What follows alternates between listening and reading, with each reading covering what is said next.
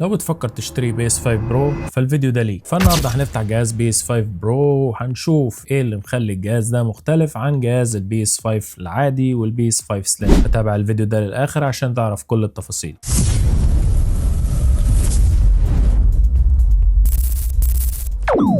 ازيكم يا شباب، معاكم ضياء، والنهارده هنراجع مواصفات بي اس 5 برو ونشوف ايه الفرق بينه وبين الاجهزه السابقه. لكن قبل ما نبدا يا ريت تعمل لايك وتشترك في القناه لو عايز تشوف فيديوهات اكتر عن بي اس 5 برو الفتره اللي جايه. اول حاجه هنلاحظها هنا ان كرتونه الجهاز جايه باللون الاسود بدل من اللون الابيض اللي كان موجود في بي اس 5 العادي والنسخه السليم، وده طبعا عشان النسخه دي من الجهاز هي النسخه الديجيتال، يعني من غير مشغل اقراص. لكن ما تقلقش لان هوريك ازاي تقدر تركب ديسك درايف للبي اس 5 برو. وبالمناسبه الديسك درايف بيتباع بشكل منفصل، فلو انت عندك العاب على اسطوانات فلازم هتشتري واحد. واول حاجه هنلاحظها على الواجهه الاماميه من البوكس صوره البلاي ستيشن 5 برو مع شعار نسخة البرو الجديد، وعلى الجانب الخلفي من البوكس هتلاقي صورة لجهاز البلاي 5 برو مع صورة للكنترولر مع بعض معلومات عن مواصفات الجهاز. هنلاحظ هنا ان ده اول جهاز بيجي من بلاي ستيشن بمساحة 2 تيرا، ودي تعتبر ترقية مهمة جدا لان دلوقتي تقدر تنزل العاب اكتر على الجهاز بتاعك. وعشان تتخيل حجم البوكس فهتلاحظ قد ايه البوكس شكله صغير جنب بوكس بلاي ستيشن 5 العادي بشكل غير متوقع، حتى جنب بوكس بلاي ستيشن 5 سليم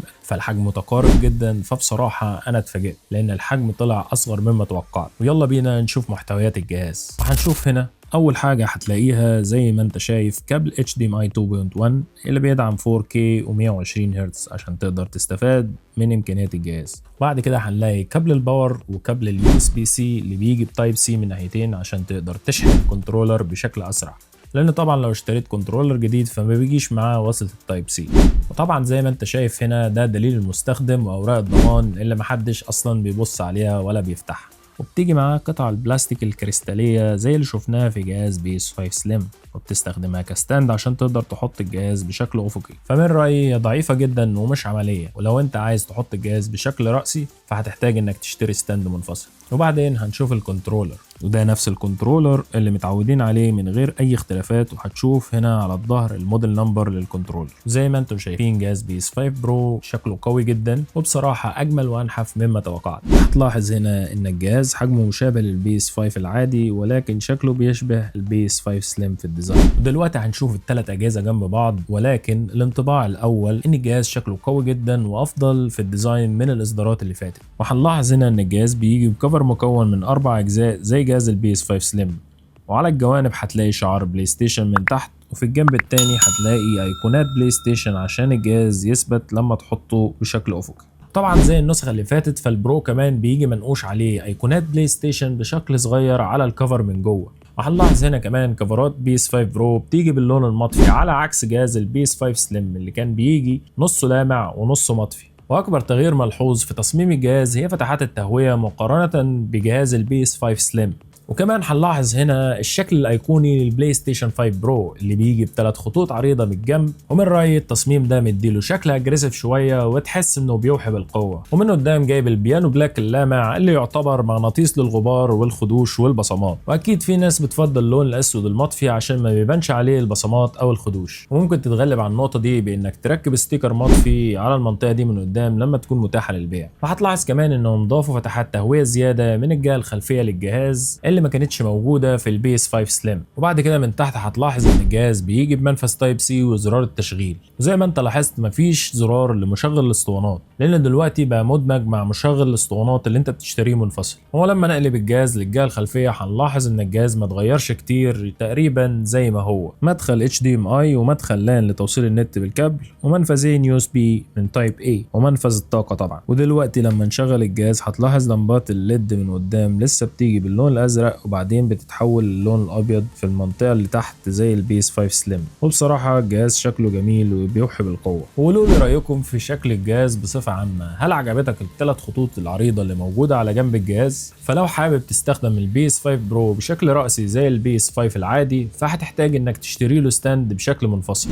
اما لو محتاج تستخدم الجهاز بشكل افقي فالجهاز بيجي معاه القطعه الصغيره دي اللي ممكن تثبته عليها بشكل افقي. فكل اللي محتاج تعمله تدخل القطعه دي في الفتحات بالشكل ده، وده هيكون مناسب لو هتحطه تحت التلفزيون، لكن لو عايز تستخدمه واقف هتحتاج تركب الستاند الرأسي. وبصراحة ممكن تستخدم الجهاز بشكل عمودي من غير الستاند، بس هتواجه مشكلتين. والمشكلة الأولى إن الجهاز ممكن يقع بكل سهولة، والمشكلة التانية إن الجهاز ممكن يسخن بشكل أكبر لأن فيه فتحات تهوية من تحت لتبريد الباور سبلاي. فكل اللي عليك إنك تعمله عشان تركب الستاند إنك تشيل القطعة دي من تحت الجهاز وتركب الستاند وتثبته في مكانه. زي ما قلنا قبل كده إن الستاند بيتباع بشكل منفصل، ولكن بيركب على جميع إصدارات البلاي ستيشن 5. ودلوقتي هنشوف الفرق بين بيس 5 برو والبيس 5 سليم والبيس 5 العادي. هتلاحظ هنا إن الجهاز عبارة عن مزيج بين البلاي ستيشن العادي والبلاي ستيشن سليم. فمن ناحية الارتفاع فهو مشابه للبلاي ستيشن 5 العادي، ولكن من ناحية العرض فهيكون بنفس عرض البلاي ستيشن 5 سليم. واعتقد ان التصميم ده مديله شكل متوازن اكتر. وعلى مدار السنة اللي فاتت كلنا اتعودنا على شكل البلاي ستيشن 5 سليم، وزي ما انتم عارفين انك ممكن تشتري له كفرات بالوان مختلفة. ولو انت من محبين التميز وعايز تغير لون الجهاز بتاعك من اللون الابيض اللي يعتبر ممل لبعض الناس، فلو حابب تشغل اسطوانات اكيد لازم هتحتاج تشتري واحد، ده لو لقيته اصلا في الوقت الحالي لان عليه طلب كبير. وبالرغم من ان معظم الالعاب اللي عندي عبارة عن نسخ ديجيتال، الا اني لسه بفضل يكون عندي مشغل اسطوانات، وطريقة تركيبه سهلة. فكل اللي عليك انك تفك الجنب بالشكل ده وتوصله في الفتحات والمنفذ بتاعه، وبيجي كمان مع غطا لونه ابيض، فمجرد ما تركبه هيكون شكله زي البلاي ستيشن 5 سليم لكن بحجم اكبر. وده شكل الجهاز بعد ما ركبنا مشغل الاقراص، وهتلاحظ انه ضاف حجم للجنب لكن شكله لسه انحف بكتير من البيس 5 العادي. ونيجي هنا لسؤال مهم جدا: هل كفرات البيس 5 سليم ينفع تركب على البيس 5 برو؟ والاجابه هنا هتكون ولا، لان للاسف الكفرات اللي تحت بتركب على البيس 5 برو عادي، ولكن الكفرات اللي فوق ما بتركبش على البيس 5 برو.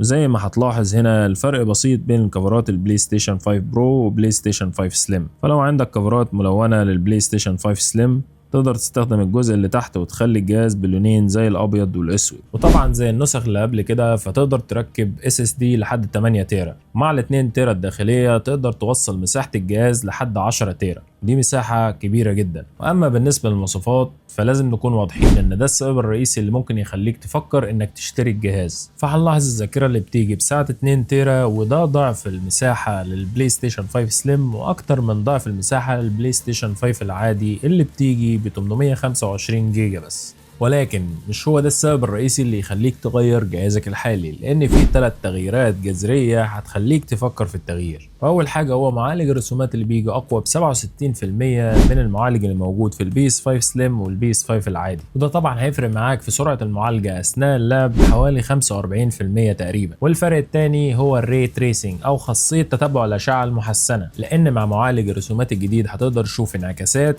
وظلال اكتر في الالعاب، واللي ممكن يوصل ل3 اضعاف سرعة معالجة البلاي ستيشن 5 سليم والعادي. واما الفرق الثالث فهي خاصية ال PSSR، ودي خاصية جديدة مدعومة بالذكاء الاصطناعي وحصرية للبلاي ستيشن 5 برو. دي بتخليك تقدر تلعب بريزوليوشن 4K على 60 فريم او 120 فريم في بعض الالعاب، وده يعتبر تطور كبير لمستخدمين جهاز بيس 5 سليم او جهاز بيس 5 العادي، لانك مش محتاج زي الاول انك تختار بين وضع الدقة العالية او الفريمات العالية، لان مع البلاي ستيشن 5 برو دلوقتي تقدر تلعب بفريمات ودقة عالية في نفس الوقت. وكمان تم تحسين مجموعة كبيرة من العاب بلاي ستيشن 4، وده هيخليك تقدر تلعبها مرة تانية بفريمات ودقة اعلى. وبالنسبه لمواصفات الجهاز فبيجي بمعالج AMD Zen 2 ب 8 كورز و16 ثريدز. اما بالنسبه لمعالج الرسومات او الجي بي يو فبيجي بقوه 16.7 تيرا فلوبس وبمعماريه RDNA، لكن مش واضح اذا كان RDNA 2 or 3 or 4. وعندنا كمان 16 جيجا رامات من نوعيه